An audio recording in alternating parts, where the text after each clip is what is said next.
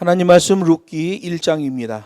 룻기 1장 6절로 14절에 있는 말씀 저와 여러분이 교독하고 마지막은 같이 읽겠습니다. 그가 모압 지방에 있어서 여호와께서 자기 백성을 권고하사 그들에게 양식을 주셨다함을 들었으므로 이에 두 자부와 함께 일어나 모압 지방에서 돌아오려 하여 있던 곳을 떠나고 두 자부도 그와 함께하여 유다 땅으로 돌아오려고 길을 행하다가 나오미가 두 자부에게 이르되 너희는 각각 어미의 집으로 돌아가라. 너희가 죽은 자와 나를 선대한 것 같이 여호와께서 너희를 선대하시기를 원하며 여호와께서 너희로 각각 남편의 집에서 평안함을 얻게 하시기를 원하노라 하고 그들에게 입맞춤에 그들이 소리를 높여 울며 나오미에게 이르되 아니니이다. 우리는 어머니와 함께 어머니의 백성에게로 돌아가겠나이다. 나오미가 가로되 내 딸들아 돌아가라. 너희가 어찌 나와 함께 가려느냐. 나의 태중에 너희 남편들 아들들이 오히려 있느냐. 내 딸들아 돌이켜 너희 길로 가라. 나는 늙었으니 남편을 두지 못할지라. 가령 내가 소망이 있다고 말한다든지 오늘 밤에 남편을 두어서 아들을 생산한다 하자. 너희가 어찌 그것을 인하여 그들의 자라기를 기다리겠느냐. 어찌 그것을 인하여 남편 두기를 멈추겠느냐. 내 딸들아 그렇지 아니하니라. 여호와의 손이 나를 치셨으므로 나는 너희로 인하여 더욱 마음이 아프도다. 같이 하겠습니다. 그들이 소리를 높여 다시 울더니 오르바는 그 시모에게 입맞추되 룻은 그를 붙쫓았더라. 아멘. 본문 말씀을 가지고 하나님의 뜻이 있는 곳에 길이 있다라는 제목으로 하나님 말씀을 증거하겠습니다. 룻기에 나오는 엘리멜렉 가정을 통하여 알게 된 것이 모든 인생들에게는 가야 할 길과 가지 말아야 할 길이 있다는 거예요. 엘리멜렉 가정이 그렇게 어려움을 당하게 된 것도 한 사람의 잘못된 선택 때문이었어요. 가지 말아야 할 길을 간 거예요. 그래서 필연적으로 실패를 경험할 수밖에 없었던 거죠. 엘리멜렉 한 사람의 실수가 그 한 사람에서 끝나는 게 아니라 그 가정 전반에 걸쳐 나타났고 그 가족 모든 이들에게 악 영향으로 나타나게 된 거예요. 하나님은 죄인된 우리 인생들의 삶이 다시 회복되기를 원하시는 거예요. 하나님의 계명을 붙들고 힘쓰고 애쓰는 그런 영혼들이 되기를 원하는 거예요. 그런데 악한 사단마귀는 우리가 어려움에 처했을 때 그 어려움에 처한 상황이 결과물인 것처럼 보이게 합니다. 그래서 사람들이 자기 인생을 포기하고 자포자기하는 일이 발생하는 거예요. 여러분, 우리가 어떤 어려움을 당하고 있더라도 우리가 하나님의 말씀을 붙들고 있다면 그건 과정일 뿐이지 그 결과물이 아니라는 거예요. 이 시대에 많은 사람들이 자살을 하고 자기의 인생을 포기합니다. 왜 그럴까요? 사단에게 미혹돼서 그래요. 과정이에요. 결과가 아니란 말이에요. 끝날 때까지 끝난 게 아니에요. 오늘 본문은 하나님의 뜻이 있는 곳에 길이 있다는 걸 말합니다. 하나님의 뜻이 있는 곳에 길이 있고 길이 있는 곳에 빛이 있고 빛이 있는 곳에 참 행복이 있는 거예요. 사람이 살아가면서 중요한 것은 먼저 삶의 뜻과 목표를 바르게 세우고 올바른 인생의 방향을 정하는 거예요. 그래서 어떤 사람이 유명한 말 했죠. 속도보다 중요한 게 방향이다.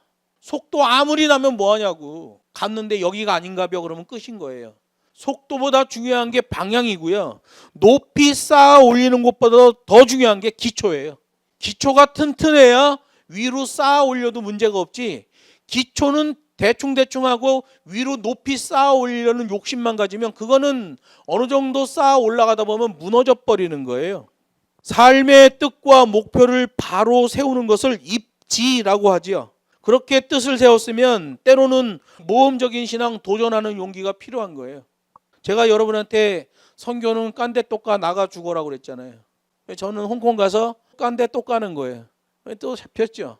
나는 77번까지 잡히고 이제 끝인 줄 알았어. 78번째 잡혔어요. 좋더라고.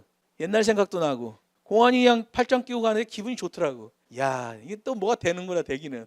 만약에 내가 들어가는데 신경도 안 써봐. 그거 얼마나 허무하겠어요. 근데 나를 그냥 바로 잡더라고. 그래서 공안 올 때까지 그 도장 찍어주는 여자 공안이 나한테 자꾸 말을 시키더라고. 중국에는 언제 마지막으로 들어오셨어요? 그러면서 얘기시키고 중국에 대해서 좋은 점이 뭐가 있냐, 이렇게 인상 깊은 게 뭐가 있냐 자꾸 물어보는 거예요. 그런 거 원래 안 물어보거든. 그래서 물어볼 때 지금 누가 오고 있구나. 근데 아닌 게 아니라 저쪽으로 오니까 공안 3명이서 이 앞에 총 끼고 이런데 바클이 있잖아요. 이걸 막 끼어서 매면서 막 뛰어오더라고. 그래서 내가 보면서 아유, 나 잡으러 오는구나. 이 여자씨 와서 잡더라고요. 철커덕하고 잡더라고. 기분이 좋더라고요. 좀 아찔하면서도 뭔가 이렇게 기분이 좋은 그런 느낌이 있었어요. 여러분, 깜대 똑 가고 나가 죽는 거예요. 때로 우리가 하나님의 뜻을 따라갈 때는 그렇게 모험적인 신앙, 도전하는 용기가 필요하고 그 길을 걸어가면 돼요. 그러면 되죠. 홍콩에서 심천 들어간 것을 실패하고 나오자마자 중국에 있는 목사한테 연락을 했어요. 나 이번에 이제 7년이 거의 다 돼서 진입을 하려고 그랬더니 또 체포하네. 그리고 이렇게 됐어. 그랬더니 다음에 올 때는 명동에 있는 중국 대사관에다 연락해서 들어가도 되는지 안 되는지를 확인하고 들어가라는 거예요. 그래서 그 방법도 있겠구나 생각을 했어요. 여러분, 하나님의 사역은요, 모험적인 신앙, 도전하는 용기로 하는 거예요. 엘리멜렉처럼 문제 앞에서 도피하거나 포기한다고 해서 삶의 문제가 해결되는 게 아니라 말이죠. 바른 길이다, 그게 진리의 길이다 라는 생각이 들면 어떠한 어려움이 있더라도 회피하지 말고 그 길을 걸어가야만 돼요. 그래서 복음은 전공법이란 말이에요. 진리는 발 빼는 작업으로 실천되는 게 아니에요. 2발 다 집어넣고 생명을 거는 문제로 담아내는 거예요. 제가 국토정주할 때 정말 험한 고각 어필이 있어요. 고각이야. 각도가 엄청나요.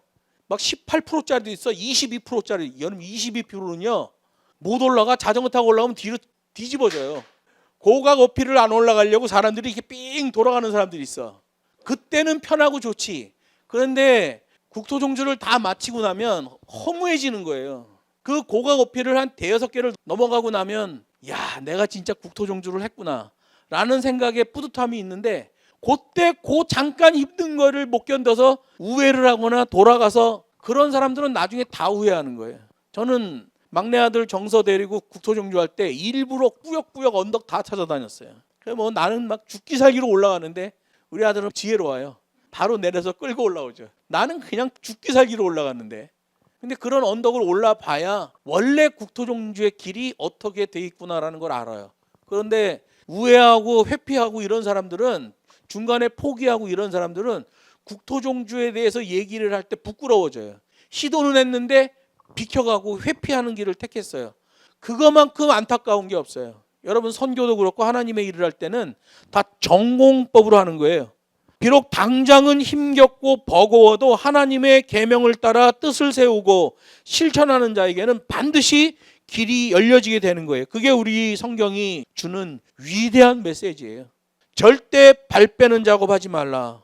룻기 1장 6절에 보면 그가 모압 지방에 있어. 이 모압 지방에 있을 때에 라는 말이에요. 나오미가 모압 지방에 있을 때에 여호와께서 자기 백성을 권고하사 그들에게 양식을 주셨다는 소문을 듣게 됐다는 거예요.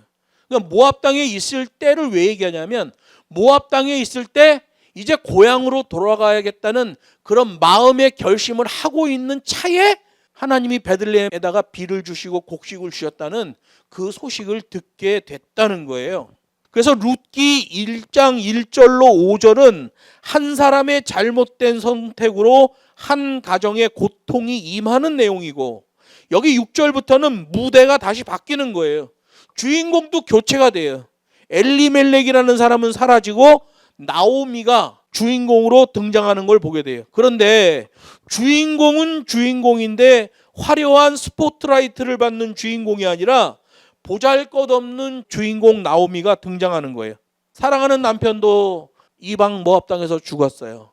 금쪽 같은 2 아들도 이방 모압 땅에서 잃었어요. 그런 힘없고 나약한 주인공 나오미, 재산도 다 잃었어요. 텅텅 빈 무대에 홀로 서 있는 그런 것 같은 과부예요. 나오미가 그렇다는 거예요. 고향을 떠나며 가졌던 꿈과 희망도 다 사라져버린 나오미, 가난에 찌들고 상처투성이뿐인 나오미, 게다가 2 며느리 오르바와 룻까지 달렸어요. 이 불쌍한 과부 3이 덩그러니 남아있는 거예요.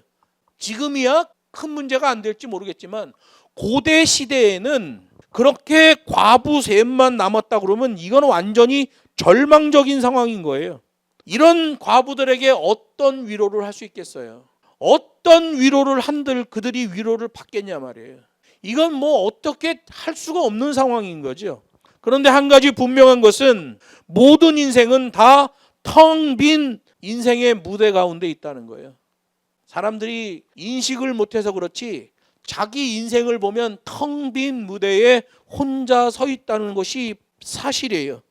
하나님이 함께 하시지 않는 인생이라면 누구든지 오늘 본문에 나오는 나오미와 별반 다를 거리 없어요. 어떤 사람은 나는 물질이 넉넉하기 때문에 나오미와는 다르다 이렇게 생각하는 사람도 있을 수 있어요. 나는 명예와 권력, 높은 지위가 있기 때문에 괜찮다라고 생각하는 사람도 있어요. 그러나 누구도 예외가 없습니다. 세상의 그 어떤 것으로도 인생의 텅 빈 무대를 채울 수가 없다. 우리는 다 텅 빈 인생의 무대 가운데 있는 사람들이에요. 그 사진 하나 보여주시겠어요? 우리가 너무나 잘 알고 있는 해밍웨이라는 사람이죠. 노인과 바다라는 거예요. 노인이 큰 고기를 잡았는데 고기를 매달고 왔는데 나중에 보니까 뼈다귀밖에 없었다. 이런 내용을 담고 있어요. 이 노벨 문학상을 받았던 어니스트 해밍웨이인데요. 믿음의 가정에서 태어나고 성장했어요. 해밍웨이의 집안은 아주 독실한 기독교 집안이에요. 해밍웨이의 할아버지는 D.L. 무디 그 유명한 미국 전도자와 함께 복음을 전했던 그런 대단한 기독교인이에요. 현재 미국 동남부 플로리다에 가면 해밍웨이의 화려한 기념관이 지어져 있다고 합니다. 세계적인 대문호 해밍웨이. 노벨상을 수상하면서 유명해지고 물질적 풍요까지 누리며 최고의 인생, 화려한 인생을 살았던 해밍웨이.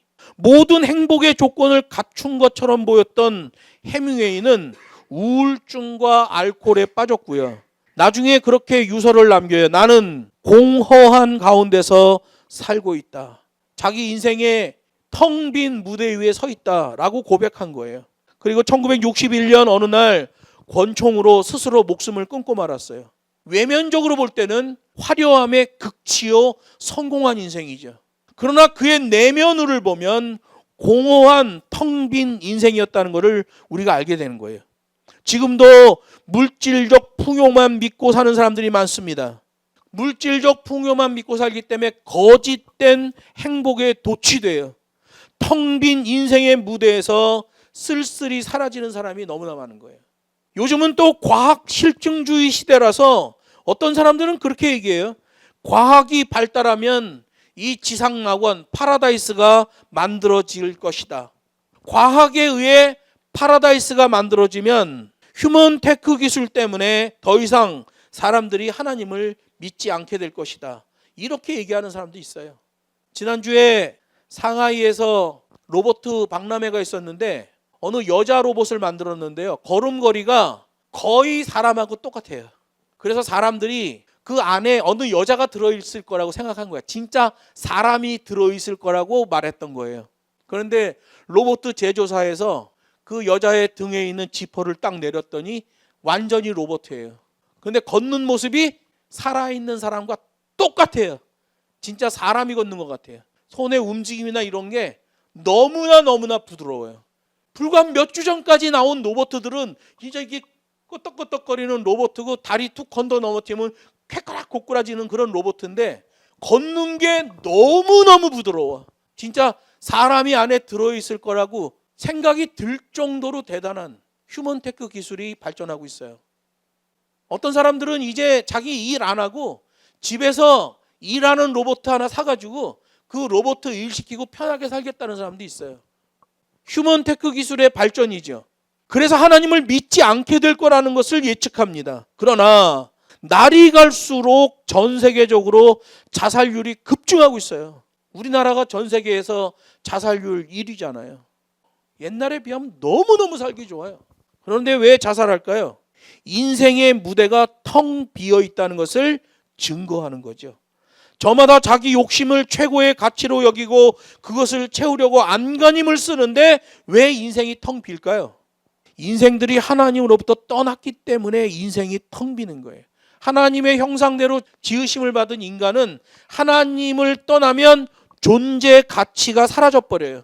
자기에 대한 존재 가치가 사라지면 텅 빈 인생의 무대에 서게 되는 거예요. 돈 벌려고 해요. 명예, 학위, 온갖 것으로 자기의 욕심을 채우려고 하지만 그 욕심이 안 채워지는 거예요. 세상의 어떤 것으로도 텅 빈 인생의 무대를 채울 수 있는 것은 없다. 오늘 성경을 보면 나오미의 텅 빈 인생의 무대를 드러내 주죠.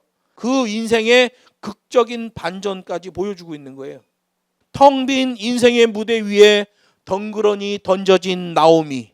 이 나오미가 새로운 길을 찾고 있어요. 대부분 사람들은 나오미와 같은 입장이 되면 좌절합니다. 원망하고 삶을 포기하고 싶어 합니다. 그게 인지상정인데 나오미는 고향으로 돌아갈 생각을 하는 거예요. 하나님의 약속의 땅으로 방향을 잡는 거예요. 그랬더니 오늘 성경 원문을 보면 이 시차가 존재해요. 나오미가 그렇게 마음을 먹었더니, 비록 모압 땅에 있지만 그렇게 마음을 먹었더니 하나님께서 베들레헴 지역에 비를 내려주시고 곡식이 자라게 하셔서 그 땅을 권고해 주셨다, 불쌍히 여겨주셨다 라는 말이 들려오게 됐다는 거예요. 나오미가 그 마음을 먹었기 때문에 그 소식을 들을 수 있게 됐다는 거예요. 좀 늦은 감은 있지만 나오미의 인생의 방향이 바로 잡혔어요. 남편 따라서 모압 땅으로 넘어갔는데 그건 가지 말아야 할 길을 간 거잖아요. 방향이 잘못된 거잖아요. 그런데 남편 잃고 두 아들 잃고 나니까 이 나오미에게 좀 늦은 감은 있죠. 그러나 방향이 바르게 잡혔다는 거예요. 인생을 채우는 비결이 이제 돌아가기 시작하는 거죠. 속도보다 중요한 게 방향성이다. 베들레헴에 남아 있었으면 엘리멜렉도 죽지 않았겠죠. 두 아들도 죽지 않았겠죠. 여러분, 우리나라 사람들이 미국이나 캐나다, 호주 이런 데로 이민을 많이 갑니다. 이민 갔다가 실패하고 돌아오는 사람들이 많아요. 이민 갔다가 실패하고 돌아오는 곳에 10개 중에 9개는 전부 남자들 때문에 그렇습니다. 남자들이 마음과 육신의 병이 걸려서 결국에는 다시 우리나라로 돌아오는 거예요. 이민 실패 사례의 10중 8구가 다 남자들의 문제예요. 엘리멜렉도 그 집의 두 아들도 사해 건너편 모압 땅에 가서 향수병도 들었겠죠. 음식도 안 맞죠. 여자들은 어디도 다 적응합니다. 이민 가면 여자들은 이상 없이 적응하는데 남자들 때문에 다시 이민 실패하고 돌아오게 되는 거예요. 엘리멜렉의 가정도 그런 가정이었죠. 남자들 다 죽었어요. 나오미만 남은 거예요. 거기서 얻은 며느리까지 남은 거죠. 여러분, 속도보다 중요한 게 방향성이에요. 그런데 그 방향으로 다시 인생의 나침반을 맞추는 게 쉽지는 않죠. 왜? 나오미는 완전히 파산해 버렸잖아요. 다시 베들레헴으로 돌아온다는 건 결코 쉬운 일이 아니에요. 어떤 사람들은 그렇게 실패하고 파산한 구차한 모습을 보여주기 싫어서 반대로 더 멀리 떠나버리는 사람도 있어요. 그러나 반대로 더 멀리 떠나더라도 환경만 바뀔 뿐 궁극적인 해결 방법은 아니라는 거죠. 여러분, 우리가 고민하고 있는 어떤 문제들이 있는데 그냥 궁극적인 해결 방법이 아닌 걸 자꾸 쫓아가면 안 된단 말이죠. 나오미의 입장을 보세요. 패배감이 있죠.